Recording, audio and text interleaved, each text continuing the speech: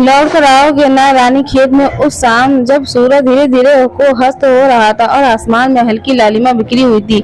जब चहचहाते हुए पंछी घोंसले में इंतजार करते हुए अपने नन्हे बच्चों के पास लौट रहे थे, जब कस्तूरी ने पूछा, तुम्हारा प्यार क्या मुझसे वापस आने से रोक पाएगा? सच कहता हूँ कस्तूरी, अगर जाना मजबूरी ना होता तो यही रुक जाता। मुझे क्या पता था कि मैं रानी खेत घूमने जाऊंगा और तुम्हारी काली काजरारी आंखों में कैद हो जाऊंगा। शेखर ने कस्तूरी की बाहों में भरते हुए कहा। रानी खेत में शेखर जिस होमस्टे में ठहरा था वह कस्तूरी का ही था। उसके माता पिता एक हादसे में साल भर पहले मृत्यु हो गई थी, जिसकी वजह से कस्तूरी को रानी खेत लौटना पड़ा। घर में एक बड़े हिस्से में कुछ समय पहले अपने होमस्टे में बदल दिया था। पढ़ी लिखी कस्तूरी जो मुंबई में नौकरी करती थी, फिर हमेशा के लिए यही बस गई थी। होमस्टे पहला चल रहा था और पर्यटकों का उसके मेहमान नवाजी बहुत पसंद आती थी। घर जैसा माहौल किसी अनजान जगह पर मिले, उसका ज्यादा पर्यटकों को और क्या चाहिए। शेखर ने गूगल सर्च कर पर होमस्टे को ढूंढा तो एक हफ्ते में प्रवास के दौरान शेखर को और कस्तूरी एक दूसरे के करीब आ गए। शायद इन पहाड़ों पर उसकी जैसी कोई पहले पढ़ने की शौकीन व्यक्ति की बात कर कस्तूरी मानसिकता खुराक में थोड़ी फुर्तीली मिली थी। कस्तूरी मुंबई को बहुत मिस कर रही थी, वहाँ की और आजाद लाइफ स्टाइल को भी।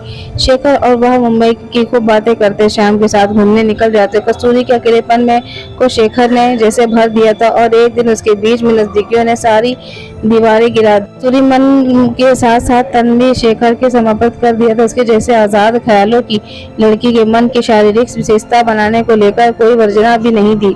फिर भी जाने क्यों पूछ बैठी, क्या तुम पर विश्वास कर सकती हो ना? विश्वास के बिना प्यार असंभव है, शेखर ने उसे चूमते हुए कहा। हालांकि मेरे लिए तुम्हें पाना जरूरी नहीं था, बस तुम्हारा होना ही काफी था। कस्तूरी अपल उसे देखती रही। एक पल बात क्या सब मतलब था समझी नहीं, पर अगले पलों को कही उस बात का यह समय पठन करने से मूड में नहीं थी। उसे विश्वास था कि शेखर पर लौट कर आओगे ना? कस्तूरी ने जाते हुए शेखर से फिर से पूछा। कस्तूरी की आवाज कांप रही थी।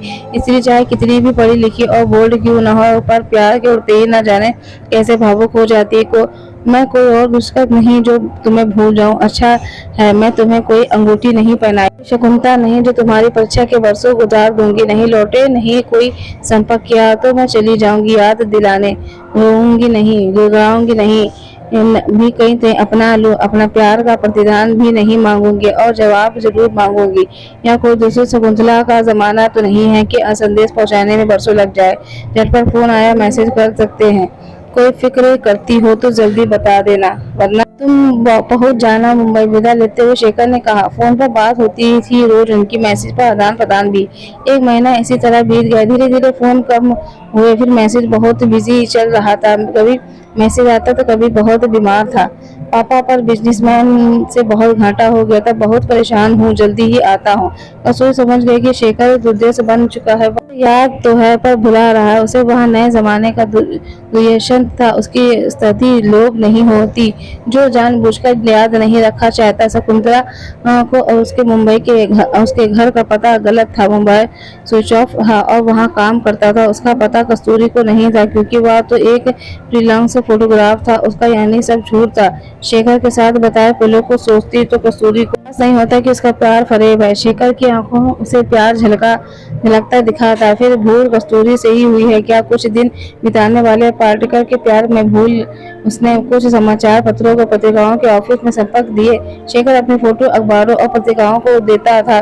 उसका पता चल ही गया। एक साधारण सी कॉलोनी में फ्लैट में जॉब कर उसने घटी। जब उसने घंटी बजाई तो अचिंता थी। शेखर ने तो बताया था कि उसके पापा का लंबा चौड़ा बिजनेस है, पैसे की कोई कमी नहीं है, तभी तो वह मस्ती में अपने फोटोग्राफी के शौक को पूरा कर पा रहा है। एक महिला ने दरवाजा खोला। शेखर यहीं रहता है तो कस्तूरी हो ठीक ही कहा था। शेखर ने कुछ तुम उसे ढूंढ ही लोगी, वह अपने कमरे में, पर उसने तुम ना ही मिले तो बेहतर होगा कि मैं शेखर की माँ हूँ। यहाँ रहते हैं? कस्तूरी ने पलंग पर लेटे उसके पिता को देखते पूछा। दोनों को ही देखकर लग रहा था जैसे समय से ही बूढ़े हो गए हैं। तुम्हारा हैरान होना स्वाभाविक है। बिजनेस में जबरदस्त घाटा हुआ, मैं बीमार पड़ गई। शेखर की कार का एक्सीडेंट हो गया, उसका एक पैर काटना पड़ा। ऐसे में कि कैसे मिलने आता तुमसे, मैं उसे तुम माफ कर देना बेटा। उसके पापा की आंखें नम प्यार करता है, इस हालात में कैसे अपनाए तुम्हें। शेखर की माँ रोने लगी। तुम लौट आ जाओ कस्तूरी, शेखर उसे देख बोला। उसके माथे पर गहरे भाव के निशान थे। कस्तूरी को देख झट उसने अपनी टांगों पर चादर डाल दी। मैं कभी नहीं चाहता था कि तुम मुझे इस हालत में देखो, इसलिए तुम्हें संपर्क तोड़ दिए। मुझे तुझे तुम्हारी ना दया ना सहानुभूति पर तुमने मुझे ढूंढ ही लिया। मैं कैसे भूल गया। तुम आज के जमाने की शकुंतला हो जो दुष्यंत का वर्षों का इंतजार करने के बजाय तुरंत उसके पास पहुंच जाओगी। तुम ढूंढ ही लिया तुमने मुझे। तुम लौट जाओ कसूरी, मुझे दुष्यंत से ही बने रहने दो। समझ लो मैं जब विसरत पर जा चुका था, क्योंकि वह दुष्यंत नहीं चाहता था कि तुम्हें उससे मिलो या उसका इंतजार करो। शेखर के आंसू रुक नहीं रहे थे। कस्तूरी ने प्यार से उसके माथे को सहलाया और उसके आंसू को अपनी अंजूरी से भरने लगी। लौट कर आओगे ना, कस्तूरी ने पूछा। तुम्हें पाना जरूरी नहीं, बस तुम्हारा होना ही काफी है, शेखर ने लड़खड़ाते शब्दों से कहा। पर मैं शकुंतला बनने को तैयार हूँ। मैं इंतजार करूंगी, चाहो तुम आओ या ना आओ। मैं बार बार लौट कर आऊंगी तुम्हें याद दिलाने के लिए कि मैं कभी तुमसे प्यार करना नहीं छोड़ूंगी। मैं तुम्हें कैसे खुद को बुलाने दे सकती हूँ। जानती हूँ तुम मुझे भूल ही नहीं सकते। एक दुष्यंत अपनी शकुंतला को अपनी निशानी के रूप में एक अंगूठी देकर गया था।